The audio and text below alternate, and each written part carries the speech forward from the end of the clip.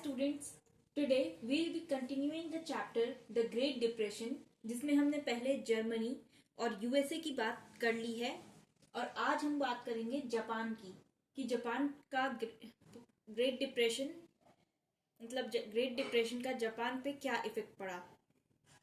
तो जब great depression आया तो सबसे पहले क्या हुआ कि कई सारी कंट्रीज ने पॉलिसी ऑफ प्रोटेक्शन अडॉप्ट कर ली थी।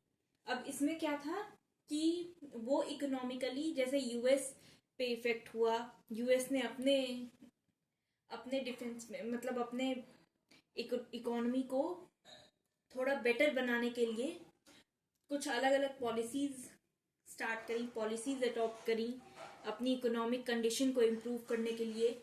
वहीं दूसरी कंट्रीज ने पॉलिसी अडॉप्ट करी इकोनॉमिक क्राइसिस से बचने के लिए,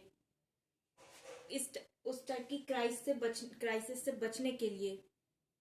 तो इसमें क्या था, इससे जापान का काफी ज्यादा इफेक्ट पड़ा क्योंकि जापान ट्रेड के लिए फेमस था। मतलब जापान की जो सिल्क थी, सबसे ज्यादा इसमें सिल्क इंडस्ट्री इफेक्ट हुई। तो टैरिफ टैक्स जो था कई सारी कंट्रीज ने इंक्रीज कर दिया। टैरिफ टैक्स क्या था, इंपोर्ट और एक्सपोर्ट पर टैक्स लगने लगा, जिसकी वजह से जापान के गुड्स की डिमांड कम होती गई। तो इससे जापान की इकोनॉमी पर डायरेक्ट इफेक्ट पड़ा और सबसे ज्यादा जो इफेक्टेड इंडस्ट्री थी सिल्क इंडस्ट्री। अब सिल्क का काफी ज्यादा इंपॉर्टेंट बायर थी America was an important buyer.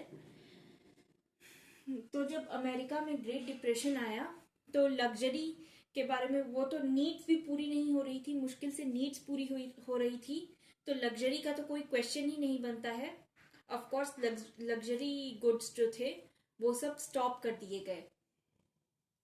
ऐसा ही कई कंट्रीज के साथ हुआ।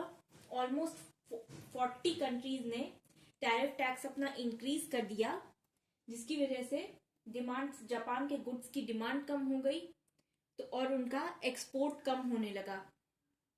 जो जापान गुड्स एक्सपोर्ट करता था वो कम होने लगा, जिसका असर उनकी इकोनॉमी पे पड़ा। जो भी उन्हें दूसरी कंट्रीज से फंड मिलते थे, बाकी कंट्रीज से इसके जो पैसे मिलते थे वो सब नहीं मिले। So this greatly affected there economy. अब जो सिल्क के फार्मर्स मेन क्रॉप्स जो ग्रो करते थे, सिल्क ग्रो करते थे, तो फार्मर्स और वर्कर्स ने गवर्नमेंट के अगेंस्ट प्रोटेस्ट शुरू किया, गवर्नमेंट को ब्लेम किया इस कंडीशन के लिए।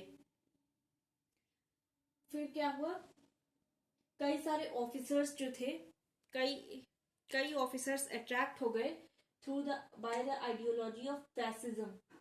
इससे क्या करना चाहते थे, वो पावर सीज करके एक अलग गवर्नमेंट बनाना चाहते थे, एक स्ट्रॉन्ग नेशनलिस्ट गवर्नमेंट इस्टेब्लिश करना चाहते थे, खुद पावर अपने हाथ में लेकर के। अब बात करते हैं मंचूरिया की। Manchuria is a place in China जो कि जिसमें जापान का काफी ज्यादा इन्वेस्टमेंट ट्रेड था। अब उस टाइम पे चाइनीज नेशनलिज्म इंक्रीज हुआ। इसकी वजह से वहां पर जापान के गुड्स को बॉयकॉट किया जाने लगा, उसके अगेंस्ट डेमोन्स्ट्रेशंस हुए, स्ट्राइक्स हुई। इसको आप BDS बॉयकॉट, डेमोन्स्ट्रेशन और स्ट्राइक से याद कर सकते हैं जो भी। और इसकी वजह से जापान की जो इकोनॉमिक एक्टिविटीज हो रही थी वहां पर, उस पर काफी ज्यादा इफेक्ट पड़ा चाइनीज नेशनलिज्म का, क्योंकि जापान के गुड्स एंड इंटरेस्ट के अगेंस्ट बॉयकॉट, डेमोन्स्ट्रेशन, प्रोटेस्ट ये सब होने लगे। अब जापान को अपनी पोजीशन मंचूरिया में बचानी थी, अपना इकोनॉमिक एडवांटेज प्रिजर्व करने के लिए जापान ने 1931 में कैप्चर कर लिया Manchuria. So for around 13 years Manchuria को रूल किया आर्मी ने।